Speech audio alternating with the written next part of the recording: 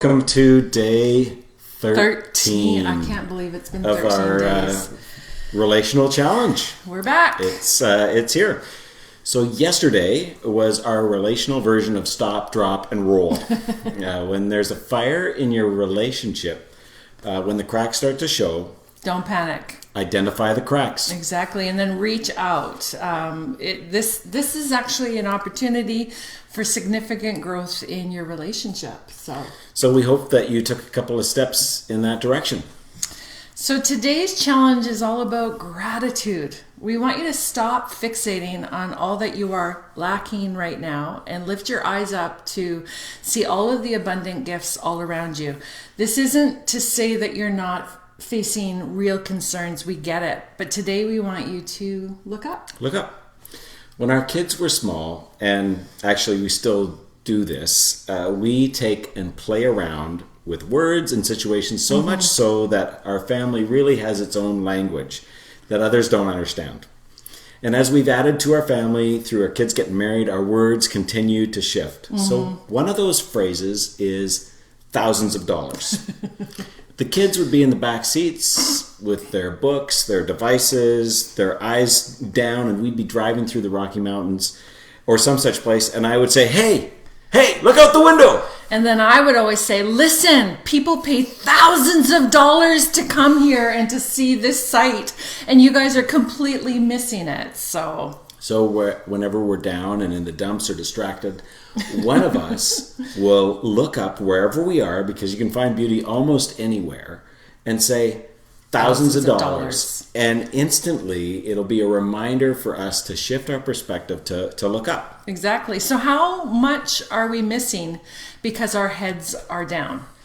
We have enjoyed sharing this challenge on Facebook and Instagram, and we have people all around the world who are watching. And one of our friends, Rick Watts, and his wife, Katie, are participating from Down Under. And he posted on Facebook this week, right next to Karen, with and her stats, all of her statistics. But he said this, just a thought. Years back, I remember my parents who'd come through the Great Depression, repeatedly reminding us grumpy and grass is always greener kids to be grateful for what we have. Perhaps this present reminder of the fragility of so many of the goods we've taken for granted might not only chasten our sense of entitlement, but also leave a lasting legacy of gratefulness. I love Rick's perspective. We live in a consuming society that always wants more, and we really are conditioned for discontent because there's this scarcity mentality that we have. Think about the toilet paper crisis. But this sense we're told that we never have enough. And so here we are in the middle of this pandemic, not being able to have what we want when we want it. And it's killing us. But at the same time, it's so good for us because it's an opportunity to grow in our gratefulness and grow in our gratitude. So the definition of gratitude is the quality of being thankful. Okay, that's nice. But it also is a readiness to show appreciation for and to return kindness. Today, our challenge is to be active with your gratitude, to speak it out loud, and let it lead your perspective. So there's 3 things that we want you to do. First of all, express gratitude for what you have. We get it. There are things missing in your life right now. We didn't have eggs for 10 days, but we have lots of frozen burgers. I don't know if we got a big sale at some point, but we've got burgers for days over at our house. I see lots of my friends complaining about their hair getting all shaggy. But let's be clear, you have hair. Let's be thankful for that. There are people who don't. Well, I've been complaining about my hair because I have a mullet, right? But, hockey hair is beautiful. Hockey You're Canadian. Hair, exactly. So speak out loud what you do have. There's something pretty powerful that happens when we speak it out loud, because it's almost like we're listening to ourselves and reminding ourselves of what is true in this moment. Yes. So express gratitude to people out loud today. Thank someone in your community. Say thank you to a stranger. Notice when someone steps up and makes a difference for you or for others. It may be a frontline worker and that thank you of banging your pots at 7 p.m. or 8 p.m. in our city in Asia. It might be for your pharmacist. It might be for the person working at the gas station. Smile and say thank you. Be specific. Like the thanks, that was really nice is pretty good and all that. But why not say thank you for coming out today and for facing all of us customers. It took courage, and it is a real help to our family. Like, get laser specific. Love it. Thanks someone you love. We share our Canadian home with Darcy's parents, and in those last couple weeks of self-isolation, they have been incredible. I mean, Mom baked me. I'm dairy free. I'm allergic to dairy, and your mom baked me an oatmeal bread loaf so that I could have amazing toast. So I'm grateful for that. Our daughter Robin and her husband Dylan have gone out and they've gotten our groceries. Robin, on the way back to our house, stops and gets coffee for us. I mean, all of it, these acts of kindness, we're just so thankful, not just for the thing that they've done, but the sense of love behind them. So instead of fixating on our stuckness, we're choosing to be grateful for other people. Yesterday was a rougher day for me, and we take turns.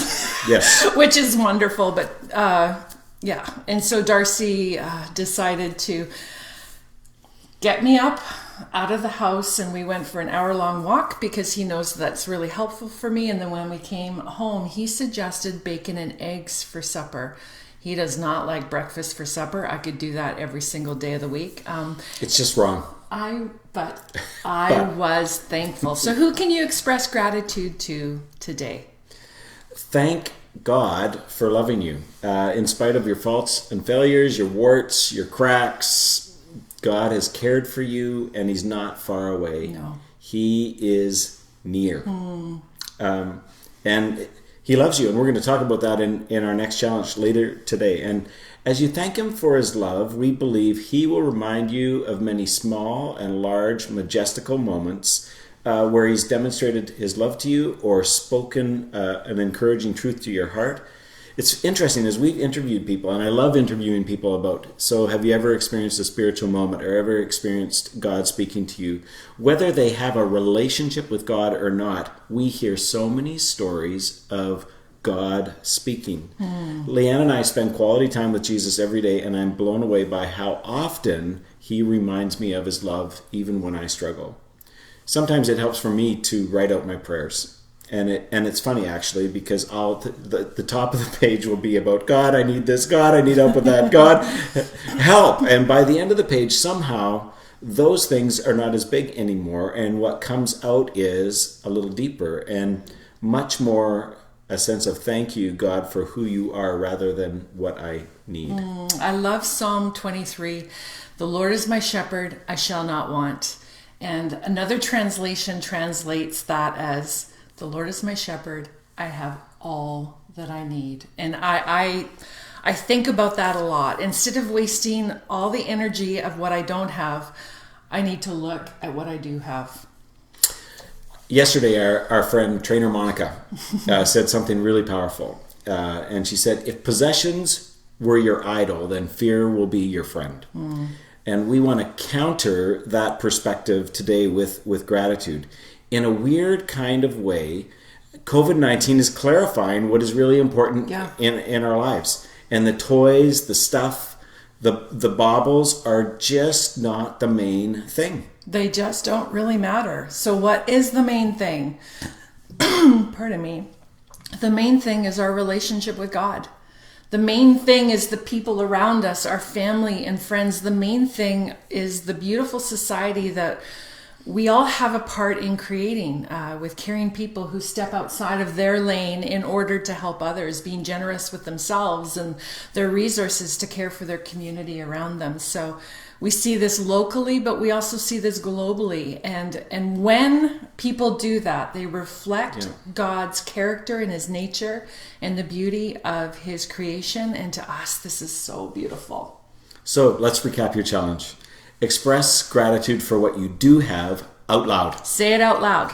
Express gratitude to the people you encounter today, whether they be strangers or whether they be your friends and family. And thank God for his big love. It's a view and perspective that's worth thousands of dollars. Thank you for wearing lipstick on this challenge because you look smoking hot. Thank you. Thank you very much. I'm trying to up my game. So tonight we're going to post day 14 so that we can take our Sabbath tomorrow. We take rest very seriously. And we will continue on this theme of thankfulness. And it's going to be called, we're supposed to be thankful for this. So have a listen at 4 p.m. Pacific. Or listen whenever you want on Sunday. Wait till Sunday. Doesn't matter. But remember, together, you've got this.